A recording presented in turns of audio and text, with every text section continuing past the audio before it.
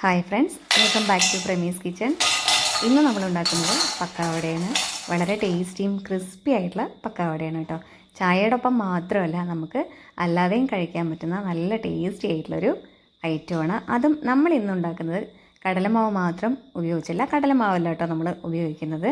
കടലമാവ് കുറച്ചേ ചേർക്കുന്നുള്ളൂ. അത് 2 സ്പൂൺ മാത്രമേ ചേർക്കുന്നുള്ളൂ.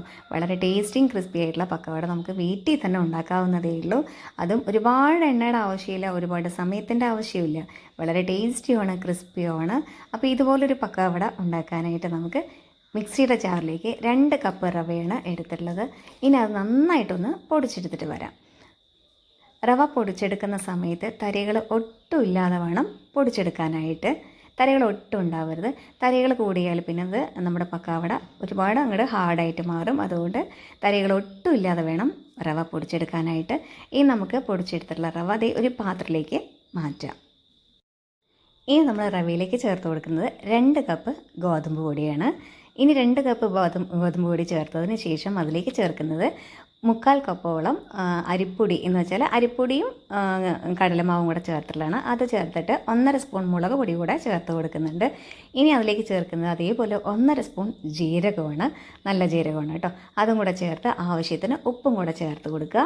പിന്നെ നമ്മൾ ചേർക്കുന്നത് കറിവേപ്പില കുറച്ച് ചതച്ചെടുത്തിട്ടുള്ളതാണ് കേട്ടോ. മിക്സിയുടെ ജാറിലിട്ട് നന്നായിട്ടൊന്ന് ചതച്ചെടുത്തിട്ടുള്ളതാണ്. ഇനി അത് നന്നായിട്ടൊന്ന് കുഴച്ചെടുക്കണം. കുഴച്ചെടുക്കുമ്പോൾ ആവശ്യത്തിന് മാത്രം വെള്ളം ഒഴിച്ചു കൊടുക്കുക.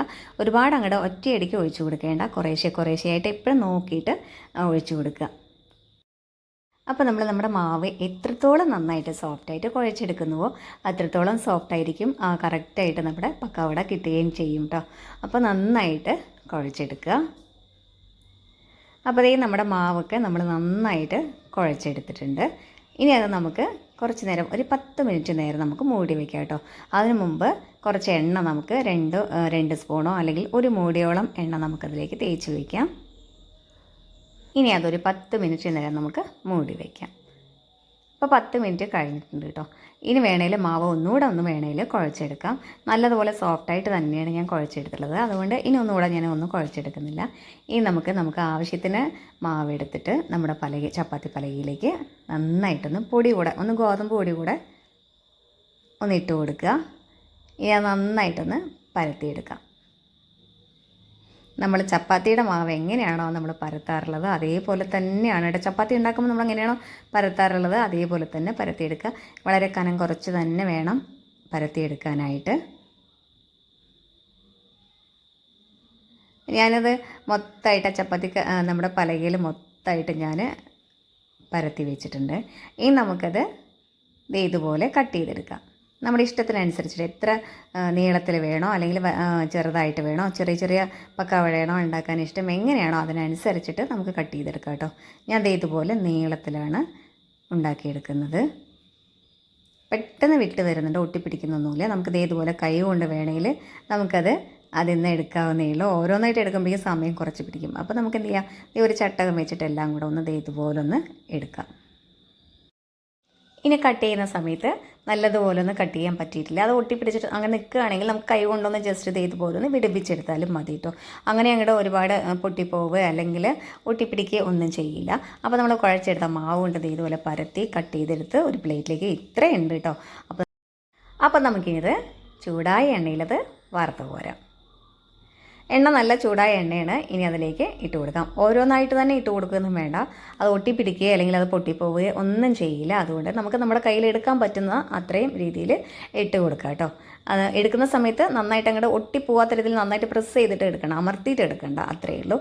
അപ്പോൾ എല്ലാം കുറേശ്ശെയായിട്ട് ഇട്ട് കൊടുത്തിട്ടുണ്ട്. നമ്മൾ ഇട്ട് കൊടുത്തതും ചട്ടുക എടുത്തിട്ട് അങ്ങോട്ട് മറിച്ചിടണ്ട. ഒരു മിനിറ്റ് നേരം ഇരുന്നതിന് ശേഷം അത് എണ്ണയിൽ കിടന്നതിന് ശേഷം ഒന്ന് ഇളക്കി കൊടുത്താൽ മതി കേട്ടോ. അപ്പോൾ നമ്മൾ ഇട്ട് കൊടുത്ത പാവൊക്കെ നന്നായിട്ടായി വന്നിട്ടുണ്ട്. അപ്പോൾ ഇനി നമുക്കത് നന്നായിട്ടൊന്ന് തിരിച്ചും മറിച്ചും ഇളക്കി കൊടുക്കാം. ഇനി ഇതൊരു ലൈറ്റ് ബ്രൗൺ കളർ ആകുമ്പോൾ നമുക്ക് വറുത്ത് പോരാം. ഒരുപാട് അങ്ങോട്ട് ഡാർക്ക് ബ്രൗൺ കളർ ആകുന്നത് വരെ നമുക്ക് വെക്കേണ്ട ആവശ്യമില്ല. ഡാർക്ക് ബ്രൗൺ കളർ ആകുന്നവരെ വെച്ചാൽ നന്നായിട്ടൊന്ന് ഹാർഡായി പോകും നമ്മുടെ പക്കാവട. അപ്പോൾ നമ്മുടെ നല്ല ടേസ്റ്റി ആയിട്ടുള്ള, ക്രിസ്പി ആയിട്ടുള്ള, വളരെ ഈസി ആയിട്ട് ഉണ്ടാക്കാൻ പറ്റുന്ന ടേസ്റ്റി ആയിട്ടുള്ള പക്കാവട റെഡി ആയിട്ടുണ്ട്. ഇനി അത് നമുക്കൊരു പാത്രത്തിലേക്ക് മാറ്റാം. അപ്പോൾ ഇത് നമുക്ക് കുറച്ച് ദിവസത്തേക്ക് അത് സ്റ്റോർ ചെയ്ത് വെക്കാനും പറ്റും. കുട്ടികൾക്കൊക്കെ വേണമെങ്കിൽ ഇടയ്ക്കിടയ്ക്ക് എടുത്ത് കഴിക്കുകയും ചെയ്യാം, ചായയുടെ ഒപ്പവും കഴിക്കാം. അപ്പോൾ സ്നാക്ക് ഉണ്ടാക്കുമ്പോൾ ഇതുപോലെ കുറച്ചധികം ഉണ്ടാക്കി വെച്ചാൽ കുറച്ച് ദിവസത്തേക്ക് എടുത്ത് വെക്കുകയും ചെയ്യാം കേട്ടോ. അധികം എണ്ണയുടെ ആവശ്യമൊന്നുമില്ല കേട്ടോ. നമ്മൾ ഒഴിച്ചു കൊടുത്ത എണ്ണ തന്നെ ബാക്കി കൂടുതലായിട്ട് വന്നിട്ടുണ്ട്. അപ്പോൾ ഒരുപാട് എണ്ണ കുടിക്കും എന്നുള്ള പേടിയൊന്നും വേണ്ട. അപ്പോൾ ഇതുപോലെ ഒന്ന് ഉണ്ടാക്കി നോക്കുക കേട്ടോ. എല്ലാവർക്കും ഇഷ്ടപ്പെടും. ഉണ്ടാക്കി നോക്കിയതിന് ശേഷം എല്ലാവരും കമൻ്റായിട്ടൊന്ന് അറിയിക്കുക. പ്രത്യേകിച്ചും സ്കൂൾ വെക്കേഷനാണ്. അപ്പോൾ നമുക്കും സമയമുണ്ടെങ്കിൽ ഇത് ഇതുപോലെയൊക്കെ ഉണ്ടാക്കി കൊടുത്താൽ നമുക്കും അതൊരു സന്തോഷം തന്നെയാണ്. കുട്ടികൾക്കും അതെ.